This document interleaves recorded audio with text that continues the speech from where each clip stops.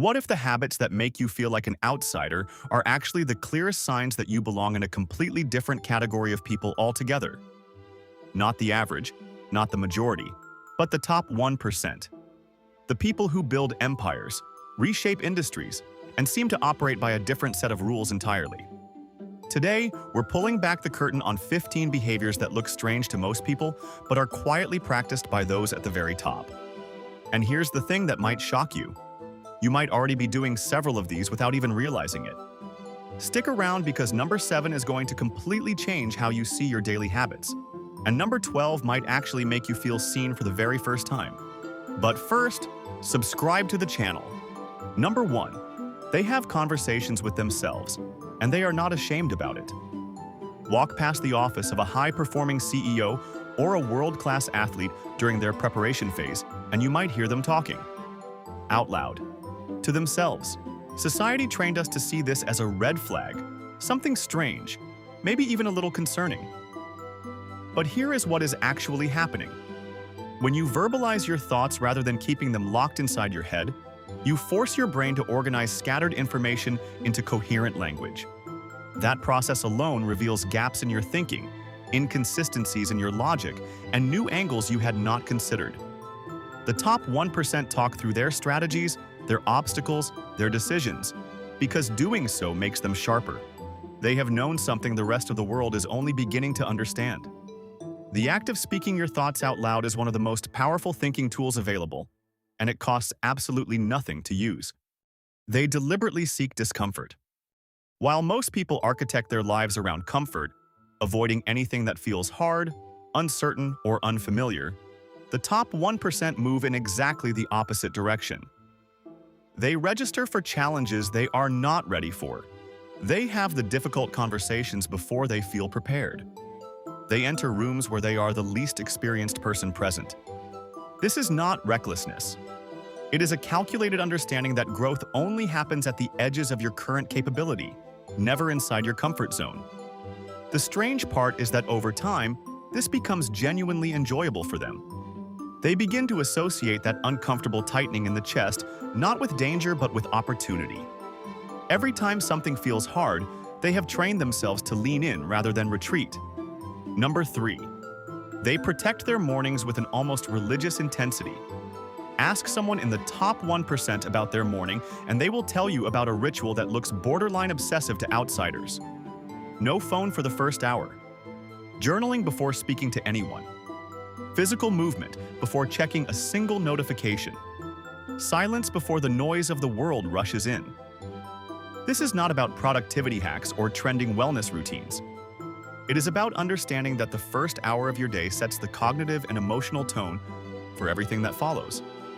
The top 1% guard that window, because they know that whoever or whatever controls your first hour of the day essentially controls your entire mental state for the hours ahead. So they make sure it is them in control, not the world. Number 4. They change their routines without warning. Here is one that genuinely confuses the people around them. The top 1% are not slaves to rigid schedules.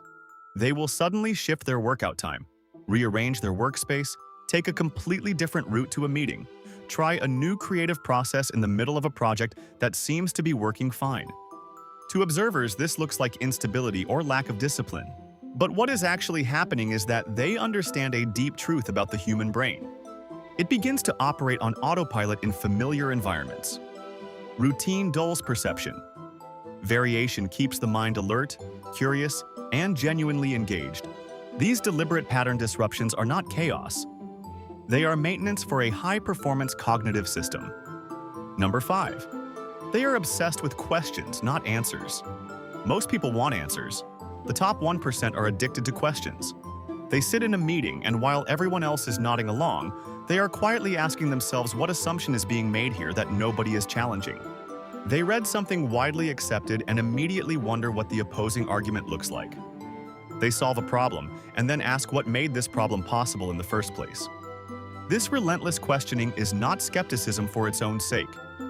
It is a recognition that surface-level information almost never contains the full picture. The world rewards people who find better answers. But the top 1% know that the real competitive advantage belongs to whoever is asking better questions. Number 6. They embrace messy environments during creative work. This one genuinely baffles neat freaks. Some of the most successful creators, thinkers, and builders in the world work in what can only be described as organized chaos. Books stacked in towers. Notes scattered across every surface. Multiple browser tabs, physical objects, and open notebooks all active at once. What looks like disorder to an outside observer is actually a kind of external memory system. When you are in deep creative or analytical work, keeping related materials physically present prevents your brain from wasting energy on retrieval. The mess is not the byproduct of genius. In these moments, it is sometimes the environment that genius requires. Now, this does not mean messy equals smart. The key distinction is that these individuals know exactly when structure serves them and when it does not. Number 7. They think about what could go wrong before celebrating what might go right. This one is going to land differently depending on who you are. When the top 1% are presented with a new opportunity, a new plan, a promising idea, their first instinct is not excitement. It is an investigation. What are the failure points here? What assumptions are baked into this plan that could collapse under real conditions? What happens to this strategy in a worst-case scenario? Most people call this pessimism. The top 1% call it preparation. They feel the excitement privately, but they channel it into stress testing rather than celebrating. And because of that, when things do go wrong, and things always eventually go wrong, they are rarely blindsided. They have already rehearsed the difficult version. Number 8. They are comfortable being the most confused person in the room. This is perhaps the most counterintuitive thing on this entire list. The top 1% are not afraid of not knowing. In a world where looking competent and certain is treated as essential, they will willingly raise their hand and say they do not understand something. They will sit with ambiguity for extended periods without forcing a premature conclusion. They will change their position completely when presented with new evidence, even if it contradicts something they said publicly just weeks earlier. This tolerance for uncertainty is not weakness. It is one of the most sophisticated cognitive traits a person can possess because it means their decisions are based on reality rather than on the need to appear consistent. They spend significant time alone, and they protect it fiercely. The social calendar of a top-performing individual will often have gaps that puzzle people who equate busyness with importance. They decline invitations that do not serve their growth. They build deliberate solitude into their schedules because they understand something most people never figure out. Deep thinking cannot happen in a crowded, distracted, interrupt-driven environment. Original ideas, strategic clarity, and genuine self-awareness, these things require sustained, uninterrupted mental space. The top 1% are not antisocial. Many of them are extraordinarily charismatic and socially skilled. But they treat solitude not as a retreat from the world, but as the fuel that makes their engagement with the world actually meaningful. Number 10. They obsessively study their failures rather than moving past them quickly. After something goes wrong, the cultural instinct is to recover quickly, project resilience, and move forward. The top 1% do the opposite. They sit with the failure. They analyze it from multiple angles. They ask themselves what decisions, assumptions, or beliefs led to that outcome. They look for the lesson with the same intensity they previously applied to the goal. This is not wallowing. It is a deliberate extraction of intelligence from a painful experience.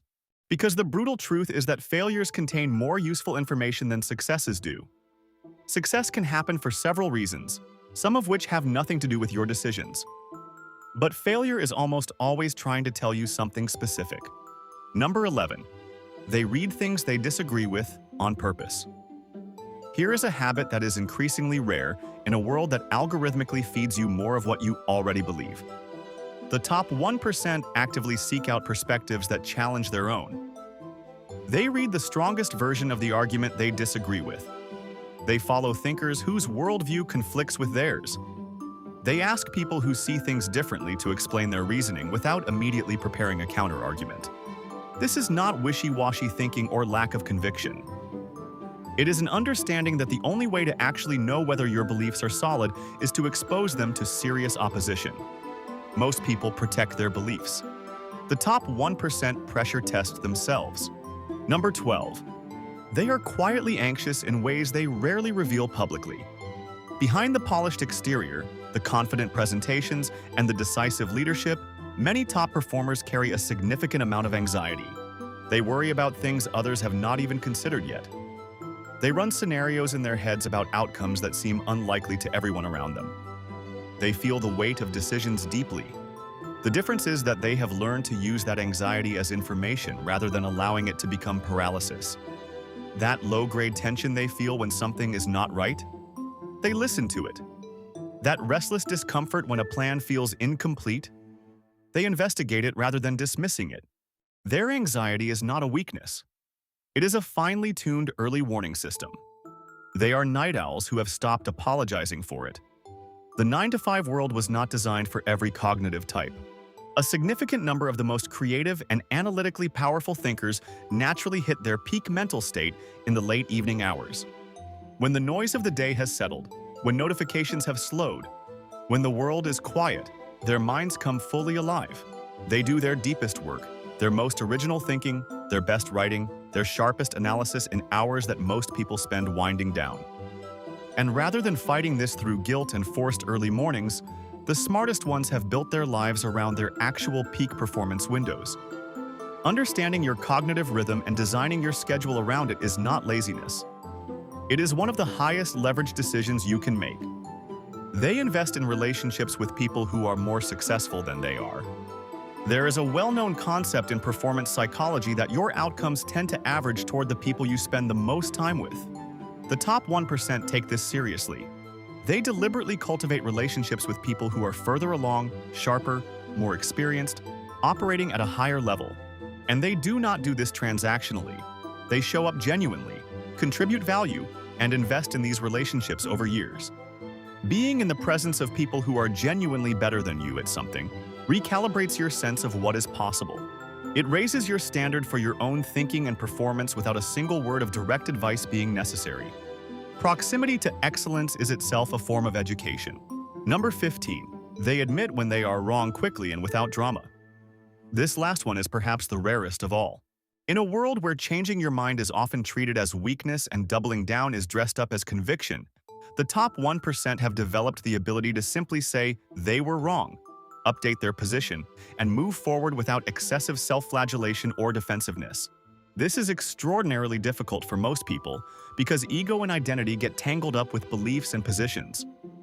But the top 1% have learned to separate themselves from their ideas. An idea being wrong does not make them wrong as people. And that psychological freedom allows them to stay calibrated with reality rather than defending a version of themselves that no longer fits the evidence. Now here is what all 15 of these behaviors have in common. None of them look impressive from the outside. Talking to yourself looks weird. Sitting with uncertainty looks indecisive. Spending time alone looks antisocial.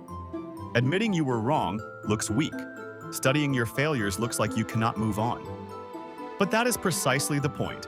The top 1% are not optimizing for how they appear to the median observer. They are optimizing for actual results over long time horizons. And those two things require very different behaviors. The habits that produce genuine, compounding success are almost never the ones that get applause in the moment. So here is the question worth sitting with tonight. Not how many of these habits do you recognize in yourself, but which of the ones you do not yet practice are you willing to start? Because awareness without action is just entertainment. And if you have made it to the end of this video, you are clearly not here to be entertained. You are here because something in you already knows you are capable of operating at a different level. The only question now is whether you are going to act like it. If this video gave you something real, something that shifted how you see yourself or challenged an assumption you had been carrying around, hit the like button and share it with one person who needs to hear this. And subscribe, because we are going to keep going deeper into the psychology, the habits, and the mindset of people who consistently outperform the world's expectations. See you in the next one.